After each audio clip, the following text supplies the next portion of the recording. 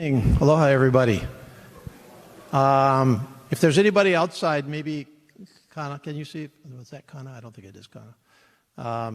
Come on in if you're outside waiting. We'll get started here. I'm sure people will be coming and going, but we've got a full agenda with you tonight. I'm Congressman Ed Case. I represent Hawaii's 1st Congressional District, which is where we are right today. Special aloha to Moanalua for hosting us in this really, really beautiful new Performing Arts Center. Wow. Such a special place. We have a full agenda with you tonight. Our purpose is twofold. Our purpose is, number one, to report back to you from Congress on what is going on from a Red Hill perspective, from a perspective of remediation, defueling, closure, relocating the fuel that's there now. We'll try to answer, and then the second is to hear from you, to listen to your thoughts, your concerns, and to answer your questions. And so I'm not going to give a long speech right now. I'm just going to tell you that our agenda is pretty straightforward. I am going to turn this over to my colleague and friend, Congressman Kahele, who's been a full partner with me throughout this, and he is responsible for organizing this event tonight, which I personally appreciate. He's going to give you a rundown of what he's up to, and then I'm going to give you a rundown on what I'm up to, and then our friend and leader Ernie Lau is going to give you a rundown on what he's up to, and then we're going to turn it over to you. And so that's it in a nutshell. And with that, I want to welcome to the 1st Congressional District my colleague Congressman Kahele. All right, mahalo, Congressman Case. Aloha, ahi ahi kako. Thank you all for coming out tonight. We really appreciate the Board of Water Supply Chief Engineer Ernie Lau joining us. We also have representatives from the U.S. Pacific Fleet here tonight that can also answer some questions as well. But just like Congressman Case said, and for most people in the general public, Congress can be confusing. And we're going to break it down for you real simple and explain to you where we are right now in the defueling, shutdown, and the permanent closure of the Red Hill Bulk Fuel Storage Facility. Congressman Case, along with Senator Schatz, sit on the respective Appropriations Committee in the U.S. House and the U.S. Senate. Senator Hirono and myself sit on our respective Armed Services Committees in the U.S. House and the U.S. Senate. Last week, the Senate Armed Services Committee convened a hearing on the National Defense Authorization Act for FY23, and they provided a $1.1 billion provision for Red Hill. The House Armed Services Committee convenes on Wednesday in 2 days. Both Congressman Case and I are on all-night red-eye flights tonight, going back to Washington, D.C. The House Armed Services Committee, which I am a member of, will meet on Wednesday for at least, if not an 18 to 24-hour marathon hearing. And in that bill is what I'm going to explain to you tonight. What's in that bill right now, and some of the things that I think are good for Hawaii and the shutdown of Red Hill, and some things that I think are problematic. But last week, Congressman Case and the Appropriations Committee passed a $1 billion spending provision for Red Hill. And so you can't have one or the other. You need the authorizers, the House and Senate Armed Services Committee, to authorize the shutdown of Red Hill, fund its funding, providing language to do that, and then you need the appropriators to actually put money to the authorization. So all 4 of us work together to accomplish what we believe is absolutely necessary and critical, and that is to shut down this facility permanently. We are going to, we have about 25, 28 slides that both of our staffs put together so that you can clearly understand where we are in Congress right now while our HASC and Appropriations Committees are meeting to work out how we shut down this facility. So our plan tonight is, we did introductions. I'm going to run through my presentation. Congressman Case will run through his presentation. We're going to let Ernie Lau from the Board of Water Supply speak to what he sees here, because we value his input tremendously, and also he can speak to the $195 million request that the Board of Water Supply has currently right now to fund additional wells for the Red Hill and the associated area. And then we're here for you.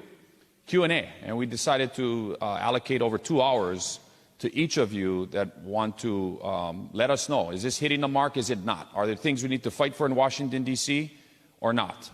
If you have anything that is on your mind, we want to hear it tonight so that we can go back to D.C. and fight for all of you and advocate for its shutdown. So I'm going to jump right in, if I can get this to work. Okay, let's lay the groundwork on the timeline and how we got here. Last May, on May 6th, there was an incident that has been believed to be operator error that caused a pipe or a line up near tanks 19 at 20 at the upper edge of the fuel farm to release 19,000 gallons of fuel into the upper section of the lower adit, I guess you could say, in Red Hill. That water fuel mixture that was cleaned up, there was an undetermined amount estimated to be about 19,000 gallons of fuel that leaked, and some portion of fuel got into a fire suppression system that nobody knew was there between May and November. In November, an operator in the lower adit tunnel struck a PVC fire suppression line that caused the release of approximately 14,000 gallons of fuel and water mixture that was released into the lower adit of the lower section of the tank farm, very, very close to the Red Hill well.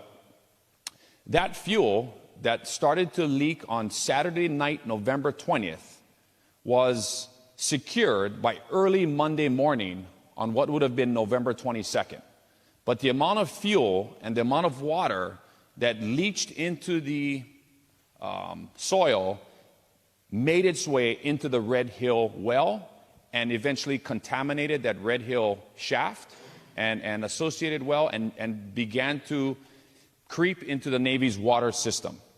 Because we know that between November 22nd, Thursday was Thanksgiving, that post-Thanksgiving weekend, that there were reports from military families all over the Navy's water system that were experiencing adverse health effects and unexplained things that were happening to them because they were consuming and bathing in and utilizing water on the Navy's water system that was contaminated with fuel. On Sunday night, November 28th, in the evening, the Navy makes the decision, the commander of Joint Base Pearl Harbor Hickam and the Navy makes a decision to remove the Red Hill well from the Navy's water system because there is a high suspicion by that evening, by that Sunday night, that there is fuel in the Red Hill well and subsequently in the Navy's water system. By November 29th, in the evening, the Department of Health issued a water advisory to all users of the Navy's water system, from Kapilina and Kapolei to Aliamanu, to stop using or consuming the water. And this triggers a sequence of events. By December 6th, the Department of Health issues an emergency order to cease Red Hill operations and empty the tanks. It would take about 2 weeks for the Navy to order that no fuel be moved to or from tanks 1 through 20.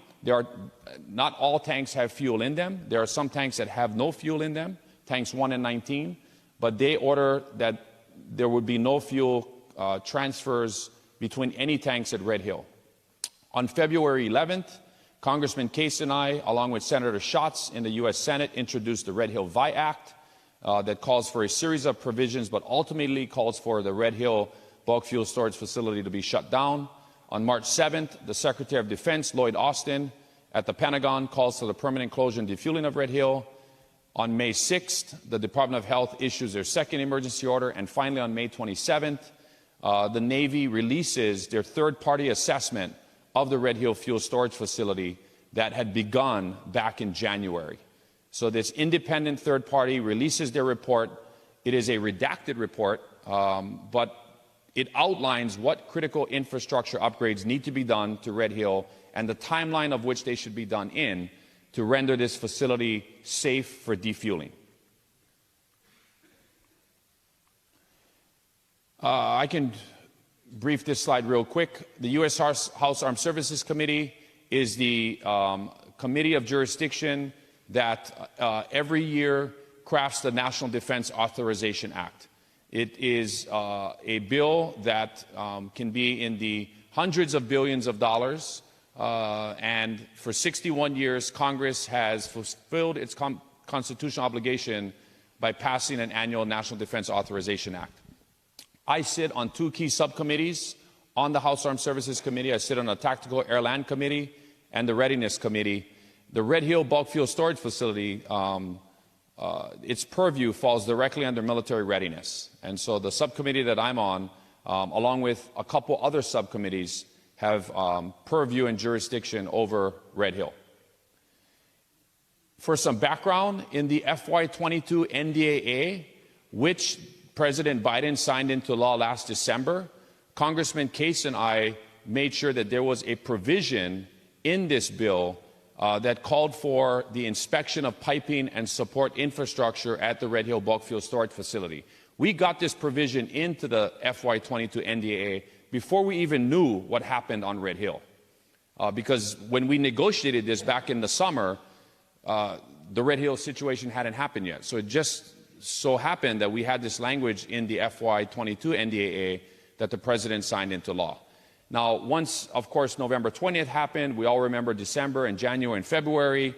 Our appropriators, Senator Schatz and Congressman Case, are able to get $403 million into a continuing resolution as the budget was being, or the government was being continued to be funded under a CR. And they got in $403 million to address Red Hill while we were dealing with this situation real time. Finally, when the FY22 appropriations budget is finally passed, in that omnibus bill, this was passed on March 15, 2022, it included $728.5 billion in discretionary spending for defense, of which there was $686 million for Red Hill. So again, just to clarify, the NDAA is the authorizers, but we couldn't do anything without the appropriators. The appropriators finally came to agreement on March 15th. It passed. President signed it into law. And in addition to the $403 million that was funded in the CR, $686 million was funded in the FY22 appropriations bill. So we've already put over $1 billion to Red Hill. It's a lot of money. In the FY23 presidential budget, so now President Biden sends his budget to the U.S. Congress this past December, and in his FY23 budget, the President requests $1 billion for the Red Hill Recovery Fund. This is to enable the Department of Defense to quickly and flexibly address the health, environment, and national security needs of the Hawaii community and the Department. And so this is what the President asked Congress we need to shut down Red Hill, complying and agreeing with Secretary of Defense Austin's order, $1 billion. It doesn't specify how that money should be spent, but it does ask for $1 billion.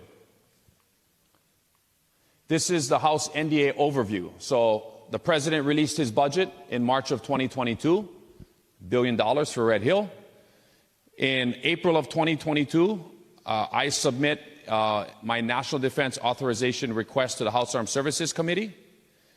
Just last week, Chairman Adam Smith, the chairman of the House Armed Services Committee, released the first draft of the NDAA, and we are marking up the chairman's mark this Wednesday, June 22nd. We expect the National Defense Authorization Act to pass the House Armed Services Committee this week and go to the floor of the U.S. House for passage at the end of the July period. Once the House passes the NDAA, it gets conferenced with the Senate version, the $1.1 billion that Senator Hirono was part of. The respective House and Senate Armed Services Committee chairs and their respective ranking members, all four of them meet to decide what the final bill will look like. That bill will then be passed by the U.S. Congress and signed into law by the President. My top priorities for the FY23 NDAA is to advocate for robust federal resources to address the safe defueling of Red Hill, is to put pressure on the Navy to defuel and permanently close Red Hill in an expeditious manner, and to reimburse the Board of Water Supply for its Red Hill-related expenses, amongst other things. Now, to achieve these priorities in the FY23 NDAA, it includes two things: budgetary provisions and legislative provisions. And I'm going to show you what's in them right now. So when the House Armed Services Committee released the chairman's mark last week, this is what is in the House Armed Services bill that we are debating on Wednesday. One of the things that is dramatically different in the HASC bill than the SASC bill is that it's only $800 million. The president asked for $1 billion. The Senate Armed Services Committee passed $1.1 billion. But the House Armed Services Committee, in its initial first pass, is only allocating $800 million to Red Hill. $500 million of that will go to this, the Navy's Environmental Restoration and Red Hill account, to be used for these funds. Now, one of the things that is important is our state and county agencies, the Board of Water Supply, the Department of Health, the Department of Education, expended a lot of money to get us through Red Hill. This $500 million doesn't automatically reimburse those state and city and county of Honolulu agencies. They only get money if the Navy doesn't expend all of the $500 million. And then if there is money left over, at the end of the year, it is transferred into this Office of Secretary of Defense, Defense Environmental Restoration account, which can then reimburse the Board of Water Supply, the Department of Health, the Department of Education for response costs. The second budgetary provision is $100 million for sustainment, restoration, and modernization and facilities sustainment of Red Hill. This $100 million is to essentially shore up the facilities and ensure that the pipelines and infrastructure are safe to use.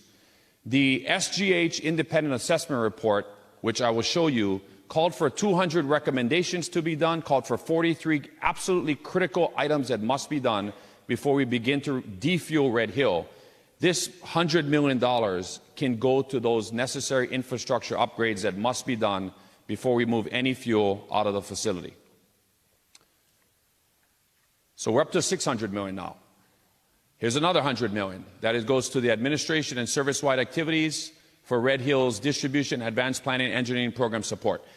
This is planning and design for the United States Navy and Indo-PACOM to look at how they're going to take the fuel from Red Hill and potentially distribute that fuel, plan how to distribute that fuel, the required engineering to do that across Indo-PACOM. Then there's $75 million for MILCON, and then there's $23.184 million for unspecified MILCON. And that total is $798 million. That's in the House Armed Services bill that we will be taking up on Wednesday. Now we have legislative priorities. So that was the budget. This is the legislative side. These are the exact snapshots of what's in the bill right now.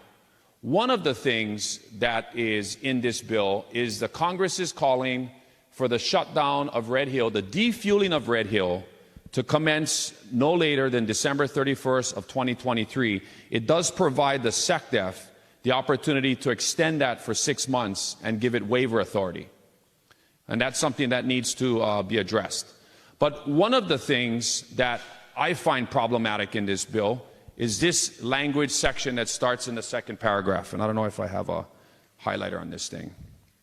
But where you see after December 31st, 2023, it says this section, which is section 331, would require that prior to defueling, the Secretary of Defense certify to the Congressional Defense Committees that defueling will not adversely impact the Department of Defense ability to provide fuel operations within the Indo-Pacific.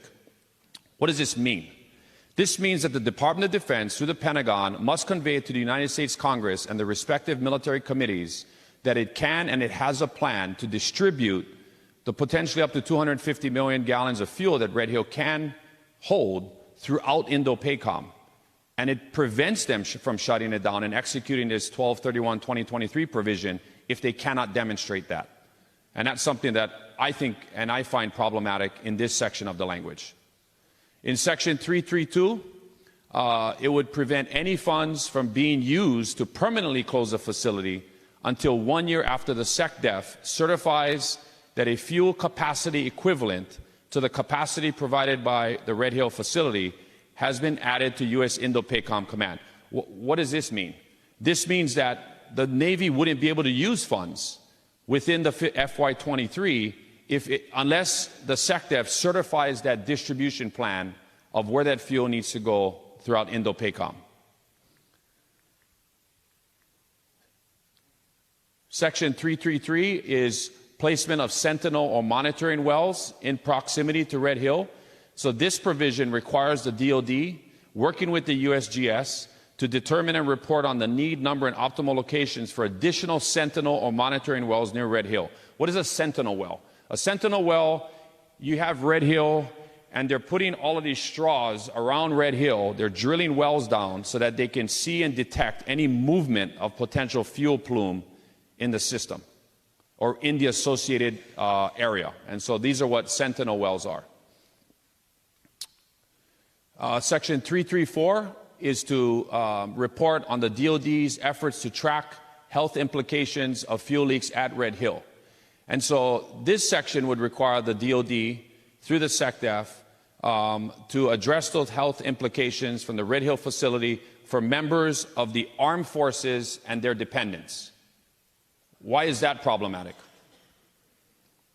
Because it's not just the military's armed forces and their dependents, it's all of us, the civilian community of the island of Oahu that could have been affected by Red Hill. So that's something that I think is problematic and needs to be addressed. And I've offered an amendment on this bill to change this. Section 335 is additional water needs of the armed forces on Oahu. Again, water needs of the armed forces on Oahu. What about the entire island of Oahu? So this is something else that I also find problematic. Section 336 is to study and fund federal funded research and development, working with associated stakeholders, which would look at possible future Department of Defense uses for Red Hill. One of the things they're not sure of is what to do with Red Hill. Once we defuel the facility, do you mothball it? Do you fill it up? Do you take everything out? How do you secure it so we don't have future generations going in there and breaking into the facility? This is something that has to be addressed as well. So what is the long-term uses, or what are the alternative uses for Red Hill? And what does that mean? Okay, so now that was the bill, the budgetary provisions and the legislative provisions. These are the amendments that I have personally submitted to the House committee that I will be debating on and working to get into the House bill on Wednesday. So the first thing is we need to get that up to $1 billion. We need to match what the president asked for and at least match what the Congressman Case in the Appropriations Committee did. And on the Senate Armed Services side, they had $1.1 billion in there. Now, how would what I'm trying to do is justify to the House committee is a request from the Board of Water Supply for $195 million, and Ernie will talk about that when he comes up, to look at drilling and completing other wells in the area that can provide water to the island of Oahu. Because Ernie will speak to this, but if I'm not mistaken, we have not brought the Halava shaft or the Halava well back onto the Board of Water Supply system. And Ernie, you can address that when you come up. Another thing I'd like to do is to expand Section 335 so it covers all residents of the island of Oahu, not just members of the armed forces. And the third thing I want to do is I want to fence 25% minimum of the funding for the Office of the Secretary of Navy until it takes action on the recommended infrastructure upgrades provided by that independent third-party assessment. So if the Navy doesn't get their studies done in a timely manner, it doesn't make the necessary infrastructure upgrades that they need to make as quick as possible, then we're going to prohibit them from drawing down at least 25% of the funding that is provided. The Simpson SGH repair recommendations, this is that independent assessment that was done. They did a very, very thorough assessment. It is released in a redacted form to the general public, but it's still pretty comprehensive. They did a good job, and they didn't just look at the Red Hill bulk fuel storage facility. They looked at everything. Everything that is associated with this facility, down to the piers that are in the Pearl Harbor area, everything that needs to be done. And they categorized in their report over 200 recommendations, 43 of which are absolutely critical for defueling. Some of them are high priority, some are low priority, some are just maintenance. But it includes both specific repairs and items for further evaluation and assessment. These are some of the recommendations for defueling in the evaluation and assessment phase. I won't read all of them, but our staff broke them down for you so you can see of those 43 items, these are things that absolutely must be done before we can defuel the facility safely. Moving fuel down to Pearl Harbor or Hickam, or potentially moving fuel back out to Campbell Industrial Park to be held near Par, Hawaii.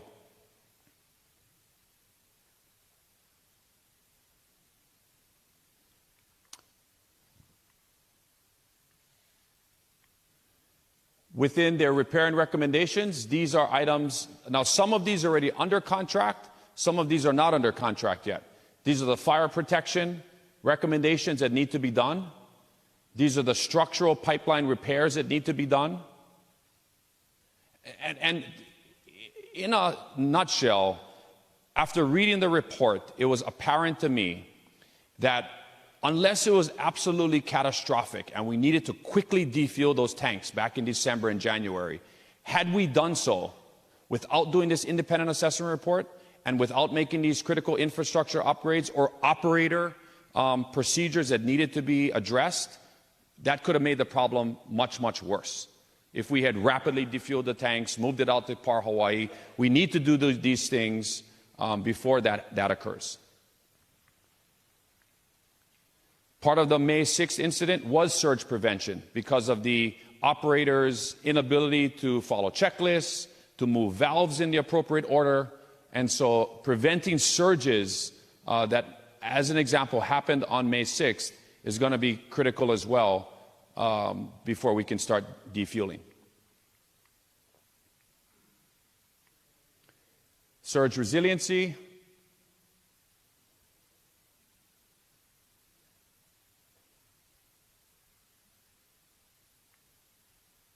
Now, operations and training. Some of it is not just infrastructure. Some of it is the actual operations of the facility. The checklist, the challenge and response of the operators in that facility before they move a switch.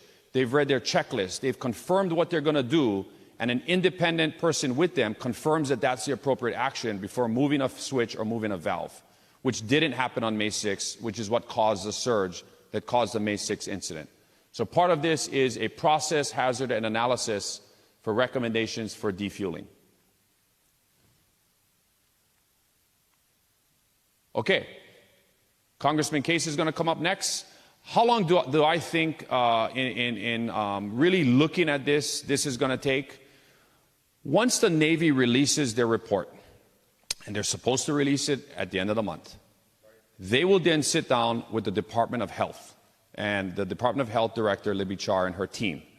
The Navy and the Department of Health will look at the 200 recommendations that were made, the 43 critical infrastructure upgrades and operations to be done, and they will decide which ones we got to do and how long they're going to take to complete those items.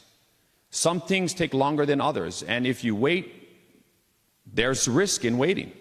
So they're going to have to come to agreement on what needs to be done. And per their emergency order, there's supposed to be a plan in place by November of this year of what we need to do and what is the agreed upon things to put into place to safely defuel.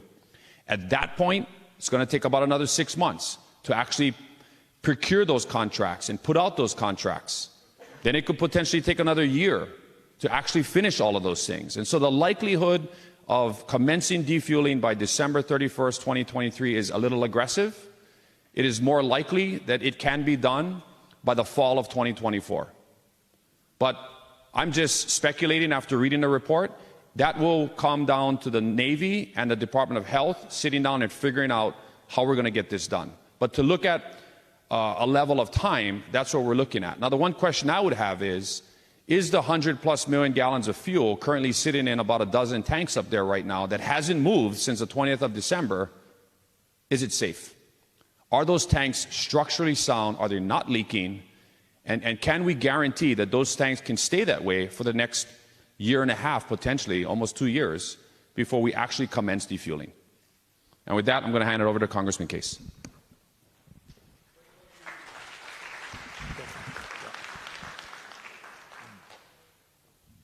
I'll come over here in the spotlight. Aloha again. Congressman Ed Case again, 1st Congressional District from Makapu'u to Mililani to Ko'olina, so that's my district. Really appreciate again the partnership of Congressman Kahele. And speaking of partners, I do want to say before I start into my talk is that we have had, you can't do this without partners. We have had great partners in the state and county government, of course, the community. We've got a couple of our state and county legislators here. I think I saw Council Member Radiant Cordero. Are you still here, Council Member? There you are. Thank you so much for joining us. And I think I saw State Rep Linda Ichiyama. Linda, are you here? Thank you so much, Linda. I saw former Council Member Ikaika Anderson, who was right over there. Thank you, Ikaika. And did I forget anybody else that we... Okay, Senator Favela is here. Thank you so much. There you are. Thank you, Kurt, for being here. As well, I would say that there are two critical committees in Congress, two on the House side, two on the Senate side. We have the House Armed Services Committee, the Senate Armed Services Committee, the House Appropriations Committee, the Senate Appropriations Committee. Congressman Kahele is on the House Armed Services Committee, and that's what he's been talking to. I am on the Appropriations Committee. I'll get into that.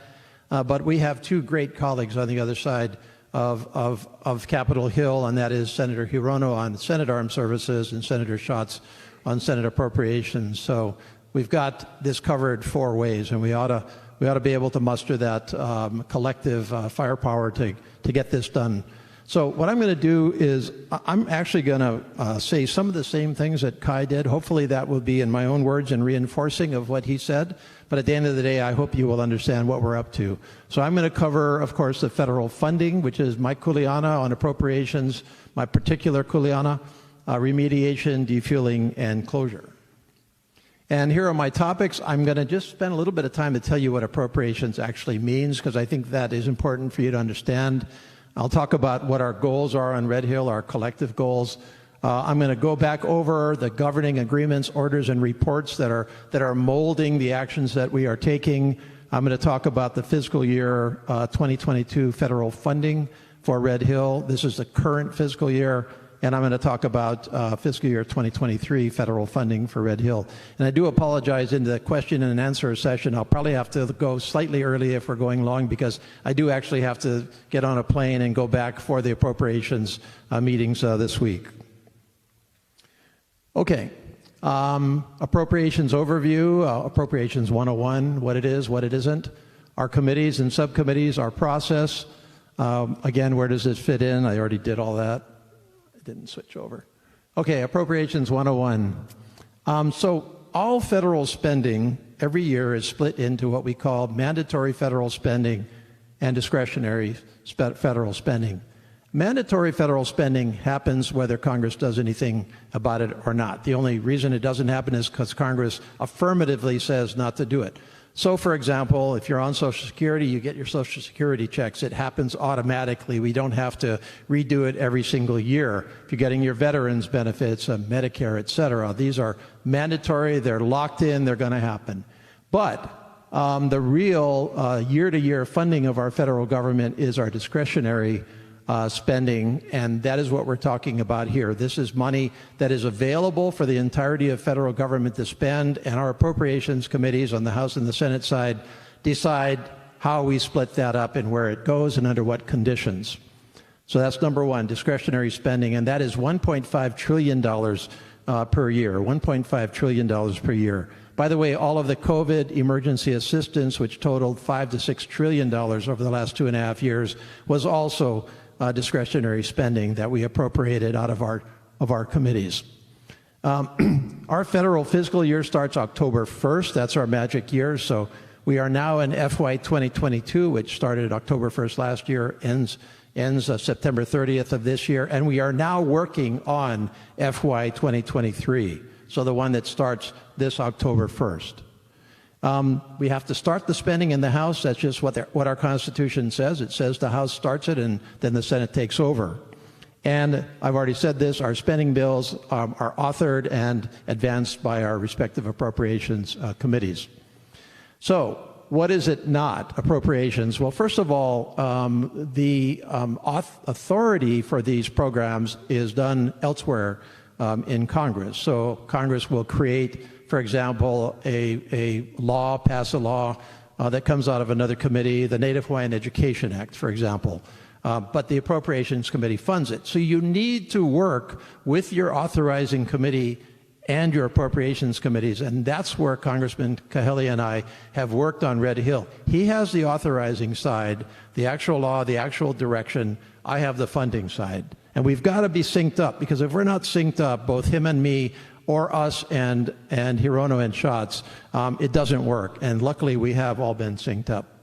Generally, our appropriations process goes year to year. We don't fund over multi-years. However, in this case, we look like we have succeeded in getting some assurances of multi-year funding, which is the exception rather than the rule. This is just a quick rundown. We split up all of the appropriations into 12 subcommittees, and these are the subcommittees. We've got one for agriculture, we've got one for interior and the environment, and you can see in bold the defense subcommittee, which is the largest of our subcommittees, taking up about half of the 1.5 trillion. And then military construction, veterans affairs, and related has all of our military construction, as it implies, all of our veterans affairs. I'm a member of the Military Construction and Veterans Affairs Subcommittee, and I work every single day with the Defense Appropriations Subcommittee as well in various ways, but especially on Red Hill. I'm not going to go into this in depth, but like the slide Kai showed you earlier, it's just to give you some sense that we have to go through a certain process with federal funding. It starts with the President submitting a budget request. The President submitted a budget request for $1 billion in the next upcoming fiscal year, so that was great. That didn't just happen. He didn't just invent that. We were working with him even before he submitted that request to make sure that his budget had a significant amount for Red Hill in it, and the administration, to its credit, understood the need to come out of the box with a very, very strong appropriations request. Nothing worse in this situation than the President comes out with zero and then you've got an uphill battle. Right now, it's the President is there and we are there too. We've just got to get it done. We're over in step 6 right now, which is the bottom, the middle right. The House Appropriations Committee reviews and passes each of the 12 bills, and that is what we are doing this week. So I fly back, I get back on Tuesday. On Wednesday, we have our defense bill, and on Thursday, I have my military construction bill, which I'll get into. Okay, that's Approps 101. Now, what are we trying to accomplish with Red Hill? No surprises here, but I thought it was important for us to just make sure that it's down in one place so that we can talk it through. First of all, of course, we are still very concerned about our impacted families and communities who definitely still have health concerns, the possibility of long-term health consequences, and that has clearly been our number one goal, really from the beginning of the current crisis, was to take care of our primarily but not exclusively military families and others. For example, the schools that serve those military communities are our public schools like Red Hill Elementary. Number 2, remediation and cleanup. Is it leaking still? How do we get that out of the aquifer? How do we prevent the aquifer from further harm? How do we determine what is still going on and what do we do about it? Number 3, defueling, which is clearly our immediate goal, which is to commence as soon as we can the defueling of Red Hill. Number 4, close Red Hill. And let's not forget number 5, because the fuel in Red Hill needs to go somewhere. The military does have a plan to take that fuel somewhere. But also, the reality is that Red Hill is our nation's number 1 premier Indo-Pacific fuel storage capacity facility. And so you cannot simply close it without contemplating how you're going to provide for fuel storage capacity beyond the closure of Red Hill. And in fact, our military is doing that, has a plan. We've been working with them, and part of the appropriations process is to make sure that they can have that next step of fuel storage capacity, just not at Red Hill. Okay, agreements, orders, and reports. Kai went over this, but I think it's important again because these are the agreements, orders, and reports that are charting our path, are determining our course as we go. Number one, of course, the State of Hawaii emergency order. The State of Hawaii came in right away and made certain orders that it directed the military to achieve, to move towards closure. That was in December. They came back a couple of months later and revised the State of Hawaii's emergency order. Let's remember that Red Hill is subject to the State of Hawaii's jurisdiction. It is subject to state law, and the State of Hawaii is determining by its permits, by its permissions, the direction of Red Hill. So the Navy is not doing this on its own. It cannot. The State of Hawaii is actually running the show, and their emergency order, the last one that was amended, was not appealed by the military. So it is binding on the military right now, and that's the one that's operative on us right now. Number two, of course, the Secretary of Defense, after a lot of urging, after our introduction of the Y Act and other actions, the Secretary of Defense ordered Red Hill to be closed. Number three, the independent consultant report, which was part of the State of Hawaii's emergency order, was you, Navy, must go and get an independent consultant to review Red Hill and come back and tell us all how do we actually achieve our plan safely, expeditiously, and in a way that is going to be based on the science, based on the realities of the situation. And that is the 880-page report that came out at the end of last month. And that report, as Kaya has already outlined, came up with 200 some odd recommendations. Many of them were on the infrastructure side of things. So, you've got to fix the pipelines before you move fuel through them. You've got to check the rivets and check the joints and the expansion joints, et cetera, et cetera. But also, and this is important, also you must make sure that the personnel that are going to continue to operate Red Hill during the defueling are fully trained and are fully capable of doing this. So you've got really two aspects to this. You've got the human aspect and you've got the infrastructure aspect. Number four, Navy plan for defueling and closure. Again, required by the State of Hawaii's emergency order. Navy, once we get the independent consultant's report back, you must come back to us and tell us how you are going to defuel and close. Exactly how are you going to do it based on the independent consultant's report? That is due June 30th, so that's a big date for all of us in just 10 days. I expect that they actually will produce that report by June 30th, and we will all be looking for it. And then finally, as Kai also summarized, just because the Navy comes up with a plan doesn't mean we're POW. The State of Hawaii must approve that plan.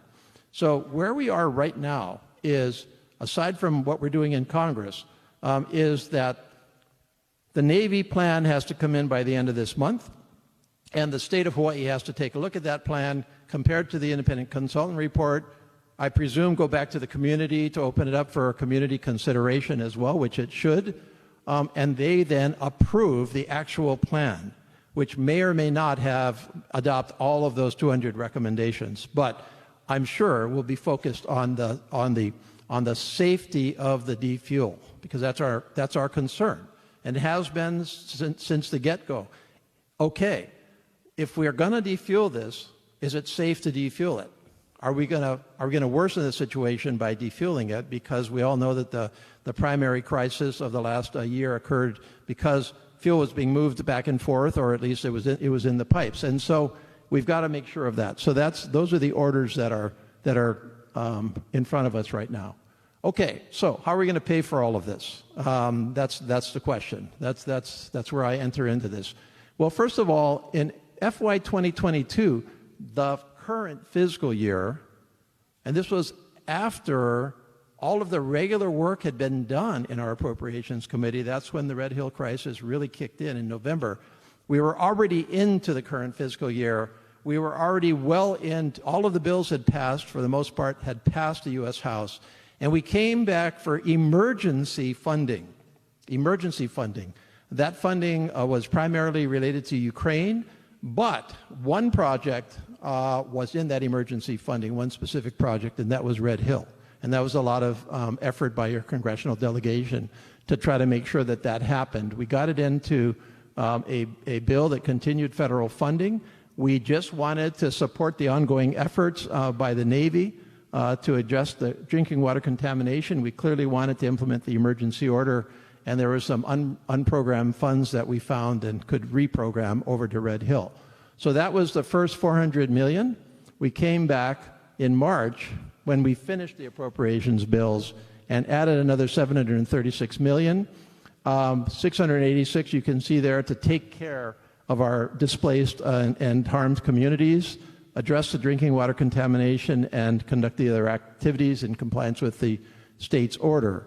It also included $50 million to advance future water treatment distribution projects.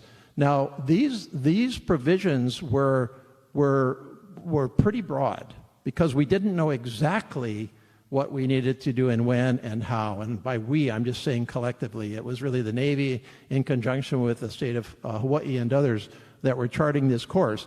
But the point I'm trying to make is this money is still being expended.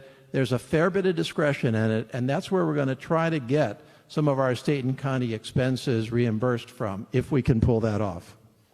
So that's FY 2022 right now. FY 2023, starting October 1st of this year. Remember, the president asked for another $1 billion in FY 2023, and that bill is now moving through the House this week in defense and military construction in my appropriations committee, and the drafts of those bills have already been dropped. In fact, they've already been approved by the subcommittees themselves. So my military construction subcommittee approved our part of it just about 5 or 6 days ago. Defense, likewise, right about now. So we've already passed the first stage. But bottom line, $1 billion from the defense bill to match the president's budget. It is fairly broad right now, again, because we don't know exactly what the plan that is approved by the state is going to say. It's obviously supposed to continue to take care of our communities and take whatever other actions are necessary.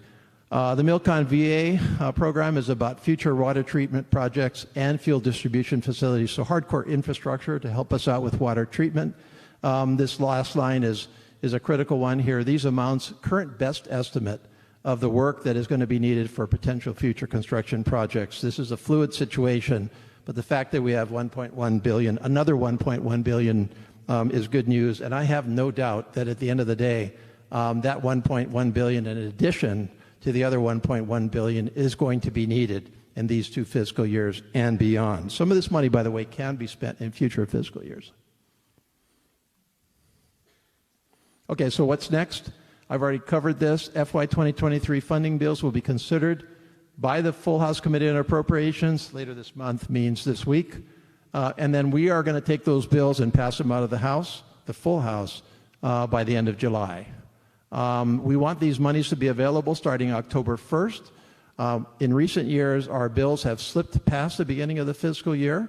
And so what we have to do is to continue the funding into the next fiscal year. We're pretty comfortable that the $1.1 billion will carry us from FY 2022 will carry us into that next year. And then finally, that I already said the third bullet there. Let's see. Okay, that is that. Now, I want to say one thing that Kai said here, and I think it's important for us to all just be, straight about what's going on and come into this with eyes wide open. The independent consultants report that came out with 200 recommendations in it, most of which, all of which had some basis for the consultant to put them in. It may be at the end of the day that some of those are not necessary right now, but it is likely that most of them will be necessary in some way, shape, or form. And So if you just take your time frame and think about this, you think, okay, fine, the Navy has to come out with its plan, and then the state of Hawaii has to approve that plan. Meanwhile, we're going to be working on the money, but the state of Hawaii has to approve that plan. I don't know how long it's going to take the state of Hawaii to evaluate. This is a critical plan for the state to approve. And then, once the state of Hawaii approves it, I believe the money will be there. The plan is implemented. Some of it can be parallel track, so you can fix the infrastructure while you're making sure that your personnel are capable of moving that fuel. But some of it has to be sequential. I mean, you can't do everything at the same time. And so the reality is, as Kai said, that we are not going to be able safely or responsibly to defuel in the time frame that a couple of months ago we were hoping for. So, we were hoping that maybe it would be fairly straightforward. We could defuel and, we'd get a quick check on the safety and defuel in a 3 to 6 month, maybe a little bit longer period. But it doesn't look like that's going to happen. Now, what Kai is working on is a defuel requirement by the end of 2023 with this discretion to the Secretary of Defense. I don't know what the date's going to be. I want to get it done as fast as anybody else, but I want to get it done safely. And so we've got a lot of safety concerns and issues to sort through, and we have to do this right. And so that's the reality of the timing of the defuel. Now, obviously, once we defuel it, the fuel is out of there. The closure is I don't think at least, going to be quite as critical from a time perspective because the fuel's not there. It's not an immediate risk. The fuel in it at least. And then finally, the fact is that during this time, the military will be trying to find alternate sources of fuel to satisfy their fuel storage capacity. So that's not going to be an issue. So I think that that's what the time frame is going to be. Okay, that's it for my part of it. You want to? I will now introduce the Chief Engineer of the Honolulu Board of Water Supply, and somebody that I think each and all of us have come to respect greatly. Of course, his concerns on Red Hill predated these leaks, but he's going to tell you what's on his mind, and that's Ernie Lau. So Ernie, take it away.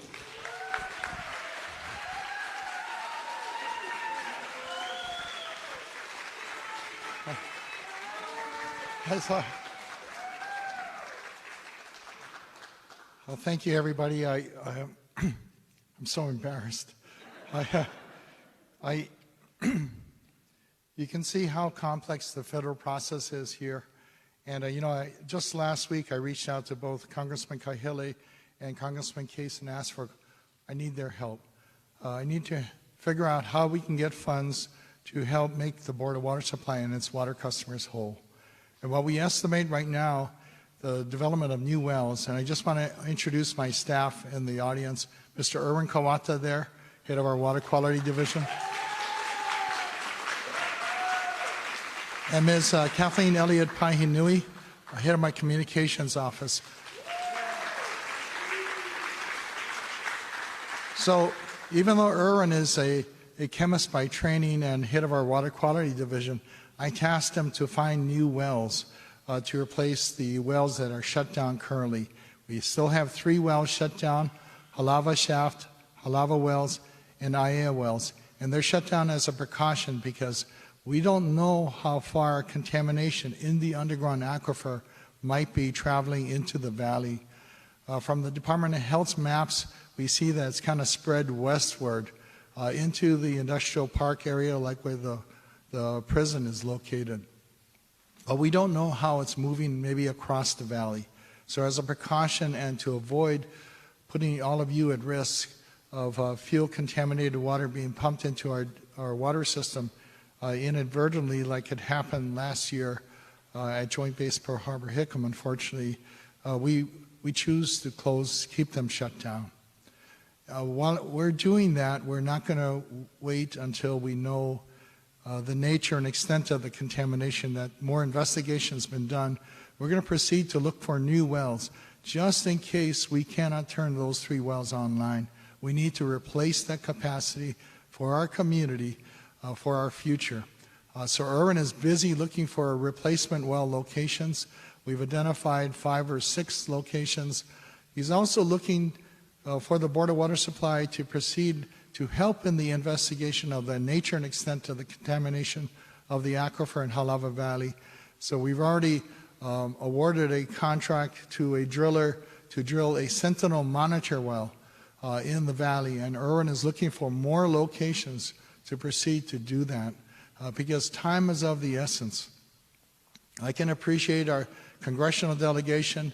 You saw the points they pointed out here, how complex the process is in Congress. And I'll tell you, Ernie Lau, Board of Water Supply, I've only worked for city and state government, and this goes way beyond my understanding of how this gets done. So I really want to say mahalo to Congressman Case and Congressman Kahele, to Senator Schatz and Senator Hirono, because if we ever needed our congressional delegation to be our champions in Congress, we need that now. Because if we don't, this Red Hill Field facility, and like what Congressman Case has mentioned, and Congressman Kahele, there are some provisions that are troubling in their proposed legislation in the bill that would allow for potentially the continued storage of fuel at Red Hill. And we know that is not good for our community. It's not good for our future, for our resources. We need to protect the Vai and continue to treat the Vai as a precious gift from Keakua. Olai Kawai. It is something that we have to treat as a gift. We live on an island and we have limited freshwater resources, so every drop is precious. So a big mahalo to all of you that have come out tonight, and to those that are listening for your efforts to protect the Vai and also to conserve it by only using what you need and not wasting it. Earlier was mentioned about $195 million. That's what we estimate as the potential cost of the replacement wells, all the way to putting them into production. Right now, we're just trying to get to the stage of drilling the exploratory well at different locations to figure out how much water we might have and what the quality of that water might be that is suitable for drinking purposes. So that's where we stand right now, and I'll just turn it back to the Congressman for Q&A. Mahalo. Thanks, Ernie. Hey, Ernie, maybe you could just summarize for everybody a little bit more the discussions that you had with both Congressman Kahele and I last week about exactly why you believe that we should be drilling replacement wells now, because the Navy wells themselves are still down, right? And so there's a very good justification for the new wells that you want to come up with. I think maybe everybody would benefit, and why that is an important part of what we're doing. Thank you, Congressman. One thing to remember, it's not just the events that occurred last year, potentially in May and in November, and the possibility that might be an amount of about 19,000 gallons. But remember, this facility was built completed in 1943. And over that 79 years or so, there's been documented releases, at least 72 documented releases. And what they estimate, and this is from Navy reports that came out during the contested case hearing, that there might be as much as 180,000 gallons of past fuel releases that's stuck someplace in the lava rock below those tanks. And our concern is not only about the releases last year, but could the releases that occurred over its history now become mobile and start to move toward the groundwater? And over time would be a continuing problem that we face in that aquifer out there. And we believe, based on field test data collected by the USGS with our cooperation and with the cooperation of the Navy and the state, that there is a potential flow gradient across Halawa Valley. There's still a lot of discussion, a lot of research and analysis done to confirm that. But should that be true, then the contamination or releases of the past may still haunt us into the future. We need to learn to live with this. So by drilling new wells, We're not banking all of our futures on that one question: will fuel get across the valley with the groundwater? We're being prepared to take it on under a worst-case situation where the answer to that question might be yes in a few years, and we've not wasted those 2 years to look for new wells for new supply capacity. Right, and so I'm going to say what I understood it, and you tell me if I got this correct. So we're talking now about city and county wells drawing water for city use, not for the military. And you suspended, out of an abundance of caution, you suspended the use of those wells now, right? Primarily in Halava Valley. And your concern is that if we don't exactly know right now whether eventually we will not be able to reopen the Halava well, for example, we might as well start down the road right now of a new well somewhere else that doesn't bear that risk, right? Yes. Okay, cool. Thanks. Okay. So at this point, I think both Congressman Case, myself, and Ernie Lau have presented the most relevant, current, real-time information in the situation that we're dealing with. And now we would like to hear from you and do our best to answer any questions you have. You know, we wouldn't be able to do this if we didn't have our hardworking staff. And so both Congressman Case and myself, as well as staff of the Board of Water Supply and other relevant state agencies, thank you for doing all your hard work. My staff can stand up. My staff is here in the front row: Hanale Liloy, Kana Smith, Michael Ahn, Ethan McCowan. We have Nestor Garcia here from Congressman Case's office. Anyone else? No, just Nestor. And then also we realized that not everybody, we wanted a big enough venue so we could spread out because of COVID, but also realized that everyone has lives and everyone's home too. So if it wasn't for OEV TV, we wouldn't be able to stream this live, which we're doing as well. So mahalo nui loa to OEV TV and the team that is taking this into homes all over Hawaii, and so they can watch the live stream.